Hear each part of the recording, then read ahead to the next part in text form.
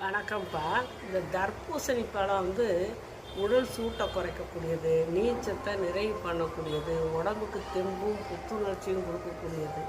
ஒரு 2, 3 மாதத்துக்குனாலும் நீங்கள் கண்டிப்பாக இந்த பழத்தை நீங்கள் வந்து சாப்பிட்டே ஆகணும்ப்பா. வாங்கி சாப்பிட்டா ரொம்ப நல்லது உங்களுக்கு. இந்த ஒரு மாதிரி படபடப்பாக வர்றது, இந்த வெயில் காலத்தில் நாங்கள் அங்கங்கே போகையில் வெட்டி வெட்டி வச்சுருப்பாங்க தனிப்பழம், அதெல்லாம் வாங்கி சாப்பிட்லான்னா இப்போ மெயினான இடத்துக்கெல்லாம் வாங்குங்க. சும்மா மூளை முடுக்கில் வச்சுக்கலாம் வாங்கிக்க வேணாம். ஏன்னா அது ஊசியை போட்டு கலர் ஏற்றுறாங்களாமா, அது நல்லதில்லை.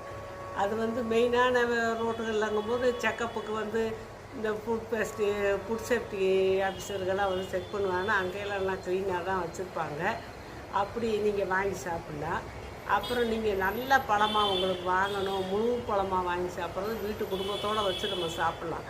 அதுக்கு வந்து ரொம்ப சின்ன பழங்களை வாங்காதீங்க, இடம் குறைவாக இருக்கும்போது. இல்லை பெருசாக, இப்போ தர்பூசணி எப்படியும் பெருசாக தான் விளையும். அதை வந்து அவசரத்தில் பிஞ்சை அறுத்து கொடுத்துருவாங்க. அது டேஸ்ட்டும் இருக்காது, ஒன்றும் இருக்காது, சாப்பிட்றதுக்கும் நல்லா இருக்காது. அது எப்படி வாங்கினா சின்ன பழத்தை வாங்கக்கூடாது. தூக்கி பார்த்தா, தட்டி பார்த்தா ஒரு மத்துங்க, அப்படி இருக்கக்கூடாது. ஒரு மாதிரி கனமாக தெரியும். இது பெரிய நல்லா விளைஞ்ச பழம்னா இப்படி தட்டோம்னா டொப்புன்னு சத்தம் கேட்கும். அப்புறம் நல்லா பெருசாக இருக்கிறது ஓரத்தில் லேசாக ஒரு மஞ்சள் கலர் மாதிரி வெளுத்து போய் பழுக்கிறது தெரியும். பார்த்தாலே ஒரு ரவுண்டு அந்த இடத்துல இருக்கும், அந்த பழத்துகளில் ஏதாவது ஒரு இடத்துல. அப்புறம் அதில் வந்து பச்சை கோடாக வரும். அது வந்து பிஞ்சு பழத்தில் தான் நிறைய பச்சை அப்படியே தெரியும்.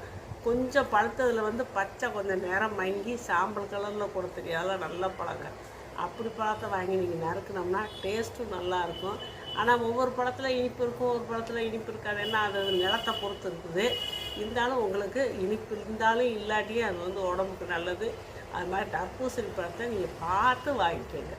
இப்படி பெருசாக தட்டி பார்த்து அந்த கோடுகள்லாம் எப்படி இருக்குன்னு பார்த்து வாங்கணும். ஏன்னா தர்பூசணி பழம் எப்பவும் சின்னதை வாங்காதீங்க.